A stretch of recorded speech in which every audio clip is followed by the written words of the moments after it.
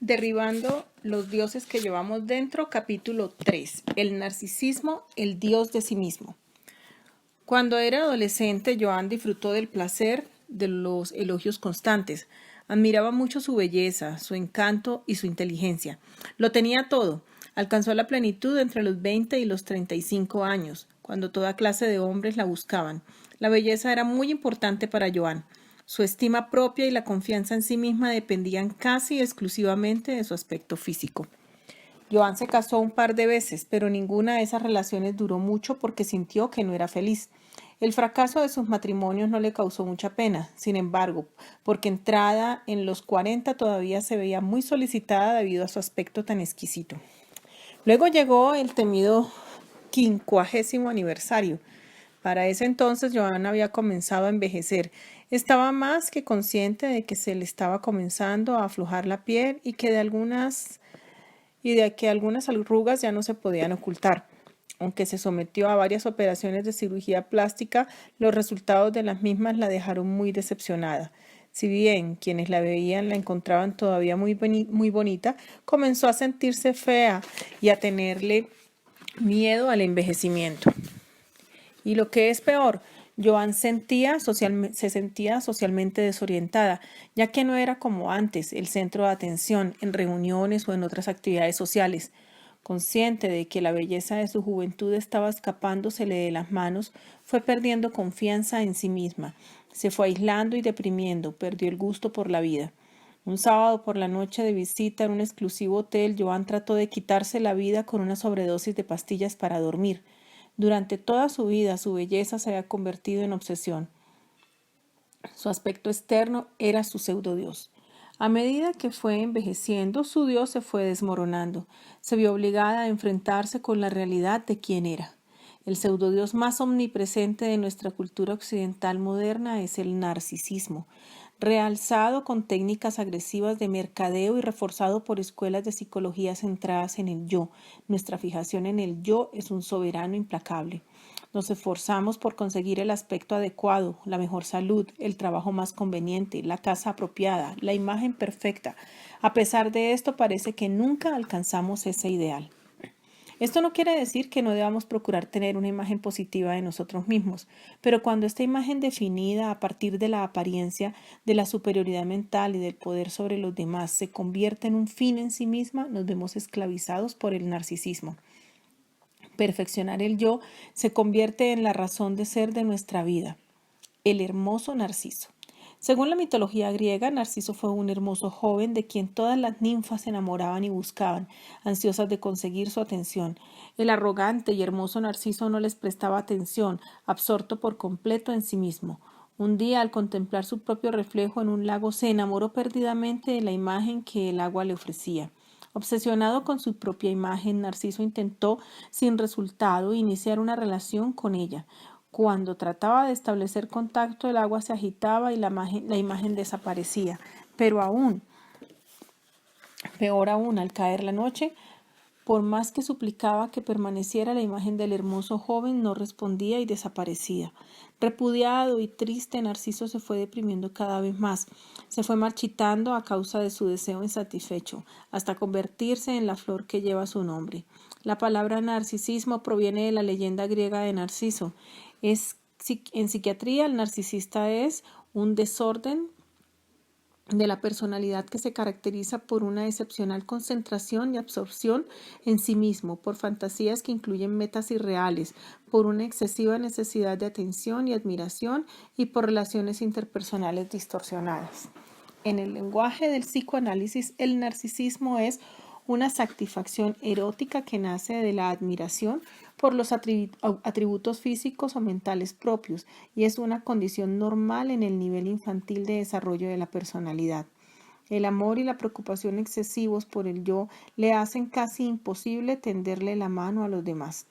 Según James Matterson, autor de El narcisista y los desórdenes marginales, las características principales del narcisismo son grandiosidad, abstracción completa en sí mismo y falta de interés y empatía por otros, a pesar de que se los busca para conseguir su admiración y aprobación. Steven Jobson describe a los narcisistas como personas que están demasiado ocupadas en demostrar su propio valer, o quizás sería más adecuado decir en refutar su propia falta de valer, que no sienten el amor, el aprecio y el disfrute en las relaciones humanas. El desarrollo psicológico del narcisismo. El mundo actual fomenta el narcisismo. Las presiones modernas en el hogar y la familia hacen que los niños tengan experiencias educativas inadecuadas y muchos niños en la actualidad desarrollan tendencias narcisistas en su personalidad. Cuando esto se combina con la valoración cada vez menor de parte de la sociedad de lo trascendente y religioso, innumerables hombres y mujeres son empujados hacia el altar del narcisismo. El problema del narcisismo en la cultura moderna se puede percibir mejor a la luz del desarrollo psicológico de las tendencias narcisistas. Los dos factores principales en el desarrollo del narcisismo son una separación e individuación deficientes en la infancia y el trauma infantil. Separación e individuación deficientes. El estilo de la personalidad narcisista proviene de la interrupción del proceso de separación e individuación.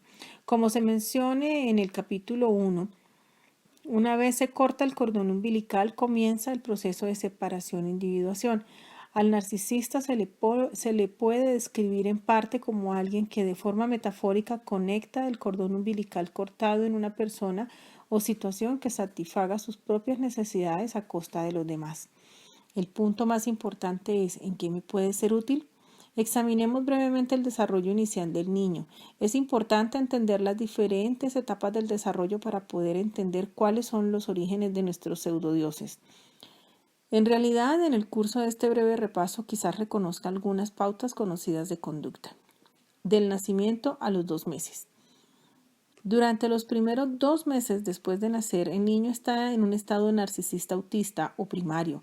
En este tiempo, el niño solo responde a las necesidades íntimas y no al ambiente externo. Como no tiene conciencia de la separación entre el yo y el mundo, experimenta un sentido de unidad con el mundo, sin ninguna conciencia de sí mismo, como entidad distinta. El niño utiliza el ambiente para satisfacer sus propias necesidades. A medida que el niño recibe amor y contacto de la madre o de la figura materna, va desarrollando una sonrisa especial para quien lo cuida. Por sencillo que parezca, el antiguo refrán es tan verdadero: los niños necesitan amor. La frustración ambiental en esta etapa, bajo la forma de una madre ausente o indiferente o que lo rechaza, genera en el niño una regresión peligrosa hacia un estado narcisista primario.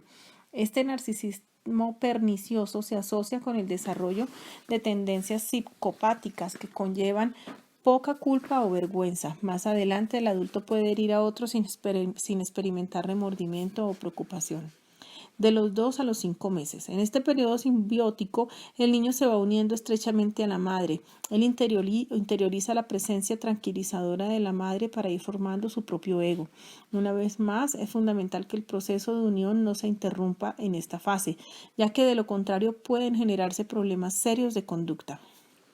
De 6 a 10 meses. A medida que avanza el desarrollo, el niño entra en el periodo de diferenciación. Por primera vez adquiere conciencia de que hay una frontera entre él y su madre. La realidad lo obliga a dejar de lado la ilusión de que él y su madre son uno. Al perder su sentido de omnipotencia, el niño cae en un sentimiento de desamparo. Si el desarrollo del niño se detiene en esta etapa, el sentido de desamparo puede perdurar hasta la edad adulta. Es por esto que el narcisista adulto trata de fusionarse con personas y cosas. Pretende ser dueño de todo lo que ve o desea. El resultado es una codicia intensa y una sensación de necesitar siempre encontrar satisfacción en algo fuera de sí mismo. De 10 a 15 meses. En este periodo el niño ya se desplaza, se mantiene de pie y entra en la fase de la práctica. El entusiasmo que le genera su nuevo mundo y el deseo de explorarlo le produce una intensa curiosidad y menos necesidad de su madre. Cree que posee los poderes mágicos de su madre, por lo que se vuelve grandioso, omnipotentemente eufórico y absorto por completo en sí mismo, todos rasgos del narcisismo. Si se produce alguna perturbación en este periodo, el niño queda anclado en esta fase hasta la edad adulta. Utilizará a los demás para hacer válida su ilusión de grandiosidad y omnipotencia. De 15 a 24 meses. El niño entra ahora en la fase de acercamiento. En esta fase se va alejando de la madre para ir explorando el mundo. Cuando se le agota el combustible emocional, toma conciencia de su separación de la madre. Como teme ser abandonado y siente su propia condición indefensa, regresa al calor y cuidado de la presencia de su madre. Una vez reabastecido y deseoso, se reafirma en su individualidad, se vuelve a alejar para repetir el ciclo. En esta fase, el niño emplea 3 defensas que se relacionan con el narcisismo. Si en algún momento se siente herido, estas 3 defensas pueden mantenerse hasta la edad adulta. En primer lugar, la grandiosidad y omnipotencia del periodo de práctica le dan al niño una sensación de invencibilidad y competencia. A menudo en el narcisismo adulto, la persona tiene una sensación inadecuada del yo y lo compensa desarrollando una falsa sensación de grandiosidad y arrogancia. En segundo lugar, la idealización de la madre y la ilusión de poseer sus poderes mágicos se relacionan más tarde con una tendencia narcisista a idealizar a las personas. Esta tendencia a vincularse o fusionarse con personas o experiencias puede conducir a adicciones y obsesiones. En tercer lugar, el niño en este periodo no sabe mantener percepciones contrastantes y simultáneas de sí mismo, por lo que separa su yo bueno del malo.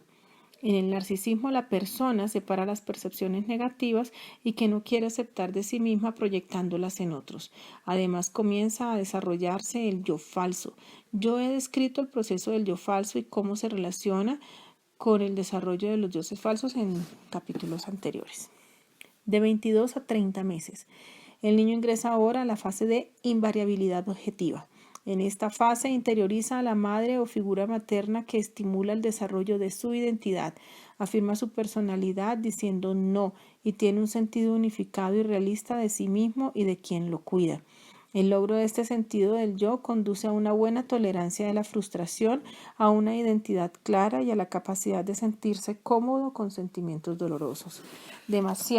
Con demasiada frecuencia. Sin embargo, en familias disfuncionales, estos factores brillan por su ausencia y el niño no interioriza de manera adecuada con la madre y en su lugar se genera en el niño un vacío interior que se manifiesta en hambre intensa de amor, concepto deficiente de sí mismo, poca tolerancia a las frustraciones y formación inadecuada de la personalidad.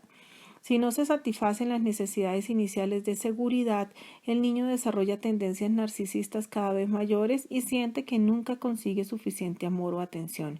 El niño seguirá tratando de utilizar a otros para satisfacer sus necesidades, dando muy poco a cambio. Como adulto no sabrá mantener relaciones duraderas, desarrollará una falsa imagen de sí mismo y pudiera resultar muy susceptible a adicciones. El trauma psicológico en la infancia. Se sabe que el niño en el proceso de desarrollo es susceptible a las tensiones y presiones de su ambiente. Cuando se siente angustiado ante pérdidas, rechazos o maltratos físicos, sexuales o emocionales, se encierra en sí mismo. Al no poder hacerle frente al dolor, reprime el verdadero sufrimiento y desarrolla un falso yo. Es importante que estemos conscientes de que el niño también se le puede traumatizar con excesos de indulgencia. Cuando se le da demasiado, el niño desarrolla un sentido narcisista del derecho. Comienza a creer que la vida se lo debe todo. En realidad, esto no es verdad, de modo que con el tiempo el niño se sentirá mortificado, decepcionado y su sentido de derecho se convertirá en desesperación y depresión narcisistas. ¿Cómo ponerse en primer lugar? El narcisismo en el mundo de hoy se manifiesta en la regresión hacia formas infantiles de pensamiento ético y conducta peculiar. En términos sencillos, el narcisismo ético da a entender lo siguiente: me pongo en primer lugar, todo para mí. Me duele que te haya ocurrido, pero me alegro de que no fuera yo. Hay que hacer lo que uno quiera. Lo hice a mi manera.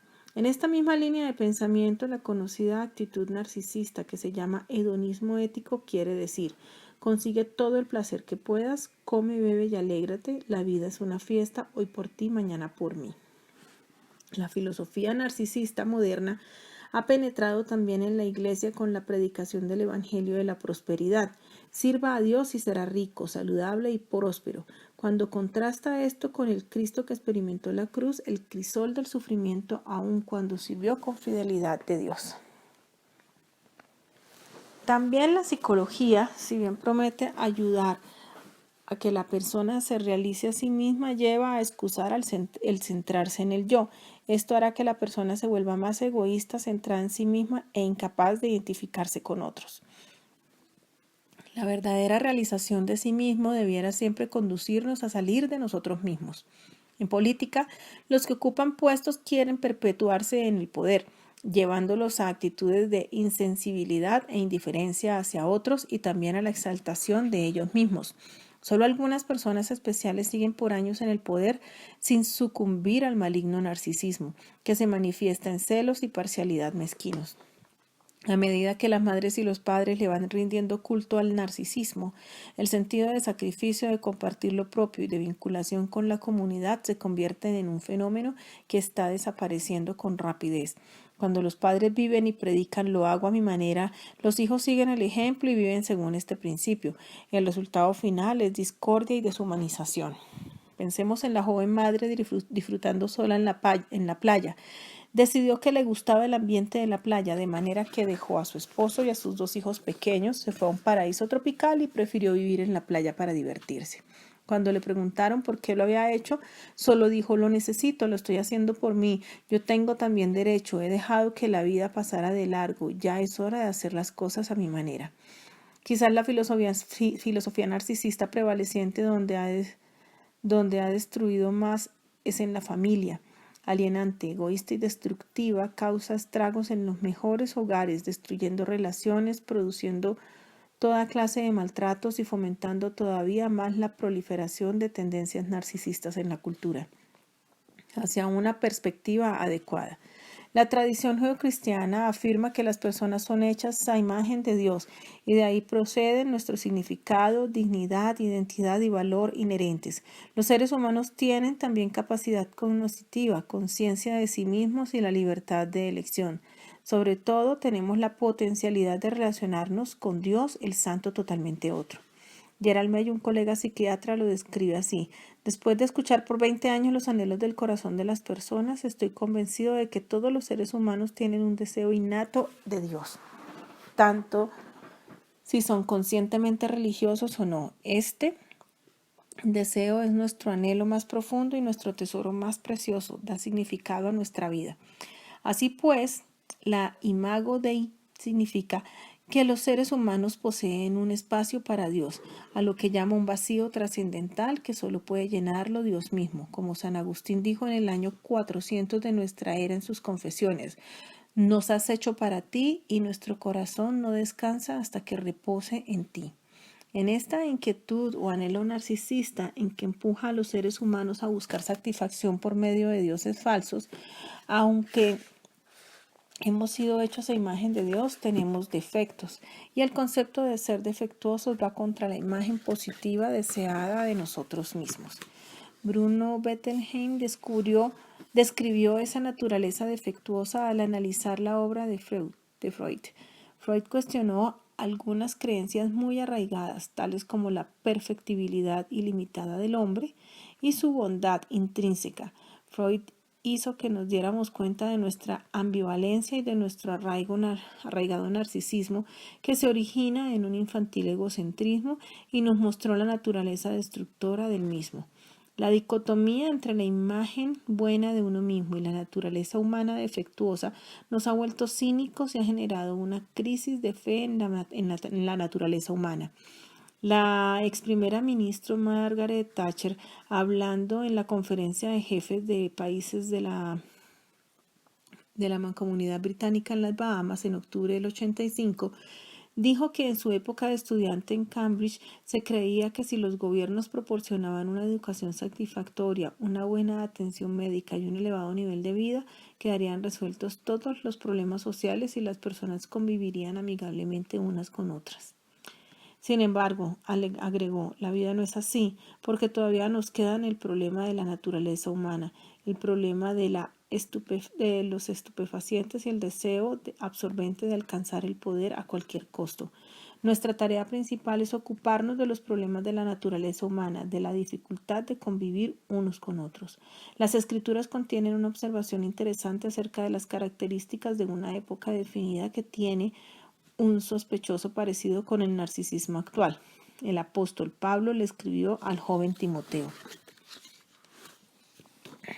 También debes saber esto, que en los postreros días vendrán tiempos peligrosos, porque habrá hombres amadores de sí mismos, ávaros y vanagloriosos, soberbios, blasfemos, desobedientes a los padres, ingratos, impíos, sin afecto natural, implacables, calumniadores, intemperantes, crueles, aborrecedores de lo bueno, traidores, impetuosos, infatuados, amadores de los deleites más que de Dios, que tendrán apariencia de piedad, pero negarán la eficacia de ella. A estos evita. Primera de Timoteo 3, del 1 al 5. A medida que analicemos nuestra inclinación humana a crear falsos dioses, veremos que, aunque el narcisismo, el estar excesivamente absorto en el yo, es un dios falso en sí, también es un factor que contribuye a crear todos los otros pseudodioses: el conformismo, el materialismo, el sentirse bien, el ser especial. La lista se va haciendo más y más larga, pero la pregunta clave es muy sencilla: ¿a quién escoge usted servir? Consideremos las posibilidades en las siguientes páginas.